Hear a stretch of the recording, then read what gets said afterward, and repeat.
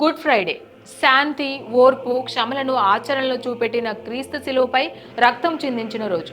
బాధలను సైతం లెక్క చేయక పాపుల కోసం ప్రభువు ప్రాణం వదిలిన రోజు. అందుకే క్రీస్తు మరణాన్ని, బోధనలను గుర్తు చేసుకునే రోజే గుడ్ ఫ్రైడే. యేసు చనిపోయిన 3వ రోజు బతికి శిష్యులకు కనిపించాడని బైబిల్ చెప్తుంది. అందువల్లే ప్రపంచవ్యాప్తంగా క్రైస్తవులు శుక్రవారం, గుడ్ ఫ్రైడే తరువాత వచ్చే ఆదివారం ఈస్టర్ పండుగలను ఘనంగా జరుపుకుంటారు. గుడ్ ఫ్రైడేను holy Friday, black Friday, great Friday అని కూడా పిలుస్తారు. గుడ్ ఫ్రైడే నుంచి ఈస్టర్ వరకు ప్రభువు జీవితంలో జరిగిన సంఘటనలు తెలుసుకుంటే చాలు. వాటిలో ప్రభువు ఇచ్చే సందేశం ఉంది. ఆయన మాటలు, పనుల్లో ప్రస్తుత సమాజానికి అవసరమైన ఎన్నో విషయాలు ఉన్నాయి. పస్కా పండుగ ఆచారం ప్రకారం భోజనం పెట్టి వ్యక్తి అతిథుల కాళ్ళు కడగాలి. అందుకు శిష్యుల్లో ఎవరూ ముందుకు రారు. వాళ్ళల్లో వాళ్ళే నేను గొప్ప అంటే నేను గొప్ప అనే అహంకారంతో మాట్లాడుకుంటూ ఉంటారు. గొప్ప వాళ్ళమనే అహం ప్రదర్శిస్తారు. అప్పుడు క్రీస్తు నీళ్ల పాత్రను తీసుకొని ఒక్కొక్క శిష్యుడి కాళ్ళు కడుగుతాడు. వస్త్రంతో తడి తుడుస్తాడు. అప్పుడు శిష్యులతో మనిషిని అహంకారం నాశనం చేస్తుంది. ఎవరిని వాళ్ళు తగ్గించుకోవడమే గొప్ప అని చెప్తాడు. నన్ను నేను తగ్గించుకున్నట్లుగానే మిమ్మల్ని మీరు తగ్గించుకోండి అని సందేశం ఇస్తాడు. ఆ రోజు ప్రభువు ఇచ్చిన సందేశం నేటికి అవసరమే. ధనం, పదవి, బలం లాంటి వాటితో నేను గొప్ప, నేను ఎక్కువ అని చెప్పుకునే వాళ్లకు ఇలాంటి మాటలు గొడ్డలి పెట్టు లాంటివి. అందరికంటే తక్కువ స్థాయిలో ఉంటూ తోటి వాళ్లకు సాయం చేయడంలోనే మనిషి జీవితానికి సార్థకత అని క్రీస్తు చెప్పడమే కాదు, ఆచరించి చూపాడు అనడానికి ఈ సంఘటన ఒక ఉదాహరణ అని బైబిల్ ద్వారా తెలుస్తోంది. క్రీస్తు తన బోధనలతో ప్రజల్ని పక్కదోవ పట్టిస్తున్నాడు. తనను దేవుని ప్రతినిధిగా ప్రచారం చేస్తున్నాడు. పన్నులు చెల్లించకుండా ప్రజల్లో విప్లవం తెస్తున్నాడు అని ఆనాటి మత ప్రవక్తలు ఆరోపణలు చేశారు. రోమన్ చక్రవర్తి మత ప్రవక్తలకే ఆయనను శిక్షించే అధికారం ఇవ్వడంతో ఆయనను సిలువ వేయాలని నిర్ణయించారు. తలపై ముళ్ళ కిరీటం పెట్టి చెక్కతో చేసిన సిలువను భుజాలపై పెట్టి కొరడాలతో కొడుతూ కొంత దూరం నడిపిస్తారు. చేతులను సిలువకు బంధించి మేకులు కొడతారు. క్రీస్తు మరణిస్తూ 7 మాటలు చెప్తారు. అవి ప్రపంచానికిచ్చిన సందేశం లాంటివి.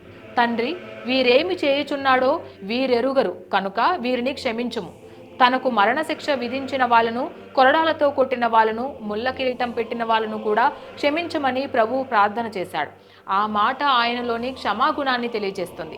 అంటే ప్రతి ఒక్కరికి చెడు చేసిన వాళ్ళను క్షమించే స్వభావం ఉండాలని ఈ మాట ద్వారా తెలియజేశాడు. నేడు నీవు నాతో కూడా పరలోకంలో ఉందు అంటే పాపాలు చేసిన వాళ్ళను శిక్షించడం కంటే పాపాల నుంచి విముక్తి కలిగించడమే ముఖ్యమని దీని వెనుకున్న భావం.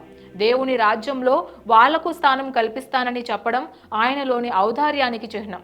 ఈ గుణం నేటి సమాజానికి చాలా అవసరం. అమ్మా, ఇదిగో నీ కుమారుడు యోహోను, ఇదిగో నీ తల్లి. ఈ మాట ప్రభువు తన చివరి క్షణాల్లో బంధువులను గుర్తు చేసుకోవడంలా కనిపిస్తుంది. ఎప్పటికీ బంధుత్వాలు, అనుబంధాలు మర్చిపోకూడదని ఆయన చేసిన హెచ్చరిక లాంటిది ఇది. నా దేవా, నన్నెలా చేయు విడిచితివి. ఈ మాట ప్రభువుకున్న లౌకిక సుఖాల మీద విరక్తిని తెలియజేస్తుంది. ఎన్ని ఉన్నా, ఎంత సంపాదించినా చివరకు అవన్నీ వెంటరావని, అన్నిటినీ విడిచి వెళ్లాల్సి వస్తుందని దీని అర్థం. దప్పిక గొనుగుచున్నాను, క్రీస్తు వేదుకులాట ఇక ముగియలేదిది, అందుకే మళ్ళీ తిరిగి వస్తానని చెప్పడమే ఈ మాట వెనుక భావన. సమాప్తమైనది అంటే సిలువుపై తన అంతిమ గడియలు సమీపిస్తున్నాయని తెలియచేయడం. అంటే ఎవరి జీవితమైనా మరణంతో ముగుస్తుందన్నమాట. తండ్రి, నీ చేతికి నా ఆత్మను అప్పగించుకొనుచున్నాను. లోకాన్ని రక్షించడానికి, ప్రజలను పాపాల నుంచి విముక్తి కలిగించడానికి వచ్చిన క్రీస్తు తన బాధ్యతను విజయవంతంగా ముగించాను. ఇక తిరిగి వస్తున్నానని తన తండ్రికి చెప్పడం ఈ మాటలోని ఉద్దేశం. ఈ భూమి మీదకు వచ్చిన ప్రతి ఒక్కరూ తమ బాధ్యతలను నీతి నిజాయితీతో నిర్వహించాలని చెప్తుంది ఈ మాట. క్రీస్తు చనిపోయే ముందు రోజు రాత్రి శిష్యులతో కలిసి పస్కా పండుగ సందర్భంగా భోజనం చేస్తాడు.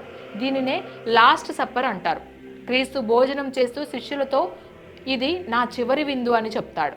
రొట్టెను చేతిలోకి తీసుకొని దేవుడికి కృతజ్ఞతలు చెప్పి వాళ్లకు పంచిపెడుతూ ఇది మీకోసం నేను అర్పించబోతున్నా నా శరీరాన్ని సూచిస్తుంది. నన్ను గుర్తు చేసుకోవడాన్ని దీన్ని చేస్తూ ఉండండి అని చెప్తాడు. అలాగే ద్రాక్షరసం ఉన్న గిన్నెను తీసుకొని మీకోసం నేను చిందించబోతున్న నా రక్తం ఆధారంగా కొత్త ఒప్పందాన్ని సూచిస్తుంది అని అంటాడు.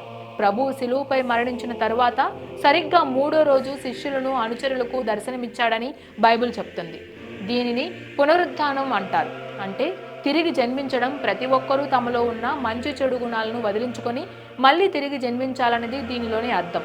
చీకటి నుంచి వెలుగులోకి రావాలంటే సిలువపై ప్రభు అనుభవించినంత బాధపడక తప్పదు అనడానికి గుడ్ ఫ్రైడే నుంచి ఈస్టర్ వరకు ఉన్న ప్రస్థానం ఒక ఉదాహరణ.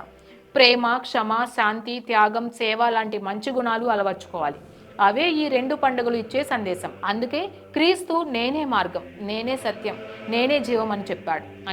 అంటే ప్రతి ఒక్కరూ ఆయన ఆచరించి చూపించిన వాటిని ఆదర్శంగా తీసుకోవాలని ఈ పండుగలు సూచిస్తున్నాయి. Please subscribe to the channel and download the Politicos app from the links in the description.